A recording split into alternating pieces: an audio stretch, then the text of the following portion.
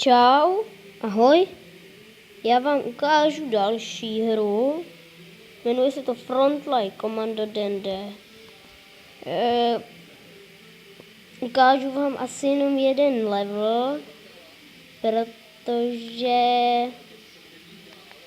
Čekáte, já vám to zesilím, že to... No to máte jedno, prostě vám to trochu zesilím.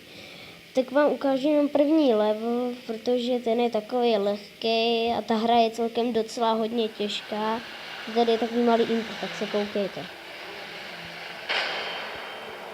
You are about to embark upon the great crusade. You will bring about the destruction of the German war machine. Your enemy is well trained, well equipped, and battle hardened. He will fight sadly. I have full confidence in your courage, devotion to duty, and skill in battle.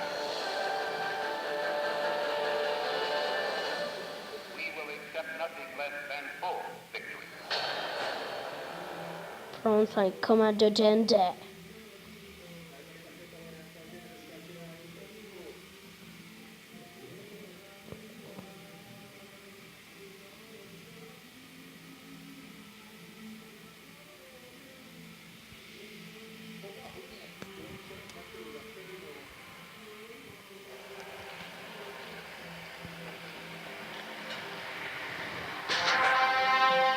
Tak, počkat, sorry. Takže, D&D Frontline Commando. Dáme camping. A vlastně je to, co tomu říká, druhá světová válka, rok 1944 a je to vlastně, že jo, vylodění v Normandii, takže já mám zatím otevřenou útah, už jsem dal úplně celou a pak dali Sword a to už musím se přiznat těžký jako prase. Pak je tady ještě Juno, God a Omaha je poslední. Nevím teda proč, když byla úplně první, no to je jedno. Já vám ukážu ten první level. Když jsem to poprvé hrál, tak mi to připadalo něco jako Medal of Honor, no. Ne, počkat, sorry, to nic. Co je?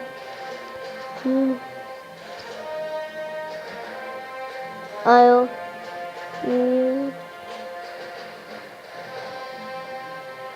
A to tam je tank nebo něco, nějaký, tam bude asi tank, takže, no.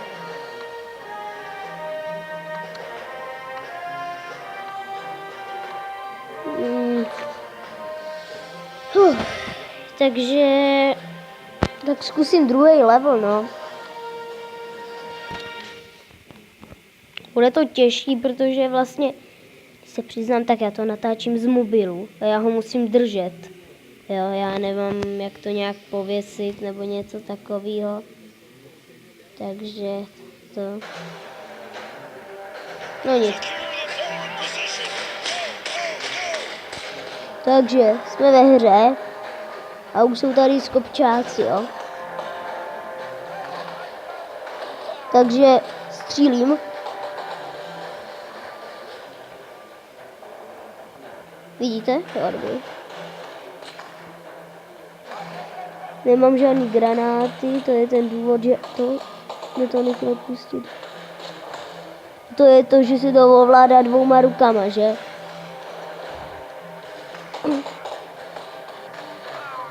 Mě špatně míří. No to je jedno, jak to uděláme. Třeba bude to dlouhý, jo. Ale nevzdáme se. Všechny ty hnusný skopčáky zabijeme. Fire! Zalez! Dělej!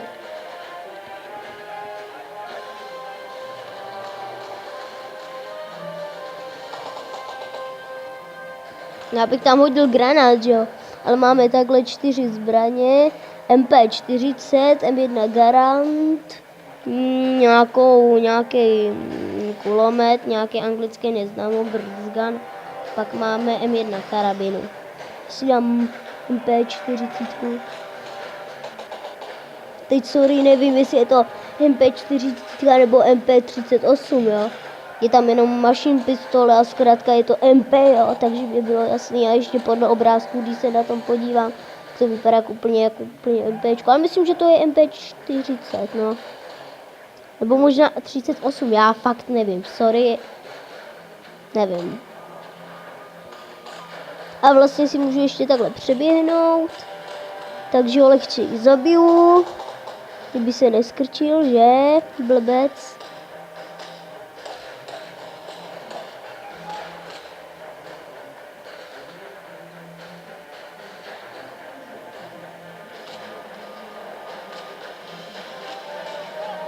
Pojď. A chcípl. No to je dobře. Teďka další. A je po něm. Si musím nabít.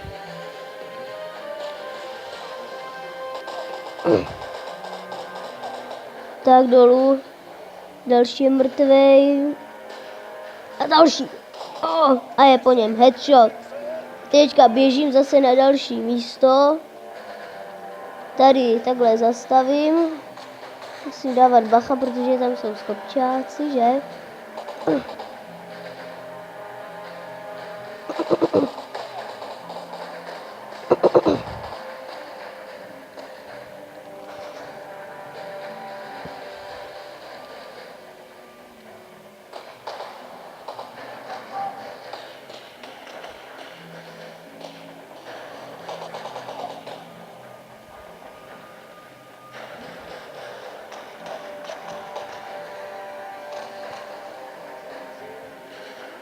Musím se přiznat, že řeknu, že ten voják vypadá podobně jako Vito Scaletta z Mafie 2, znáte? Když tak napište do komentáře. Tak.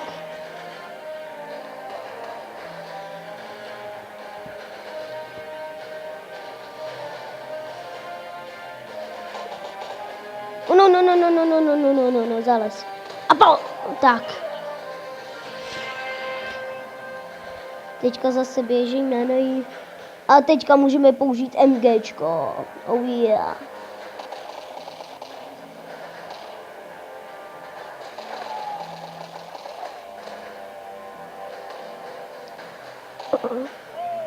Tak.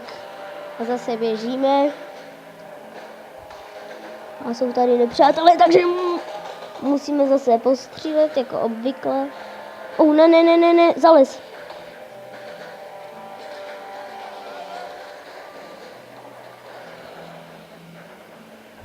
Action. Headshot.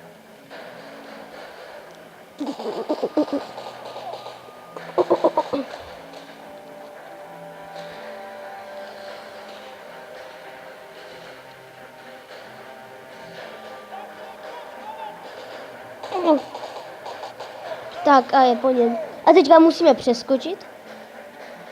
A teďka je to u bunkru. To je lehký, v klidu postřílíme.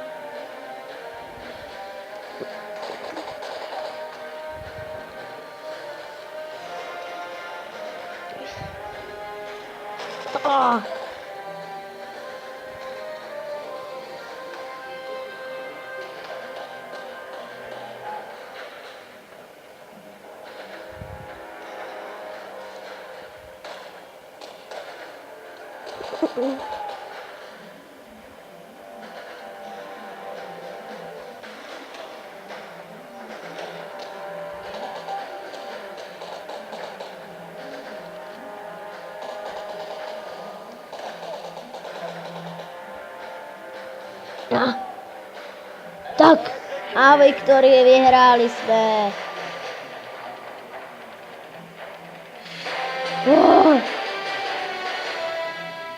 Tak vyhráli jsme bohatí. Tak, když tak vám ukážu nějaký levely, ale to je pak skoro stejný, jo. Jinak by vám třeba ukázala ten letecký, ale to nestojí za to, to je blbý. Takže dejte like nebo odběr a říkám, když tak někdy příště natočím zase něco. Jo, tak čau. Nazdar.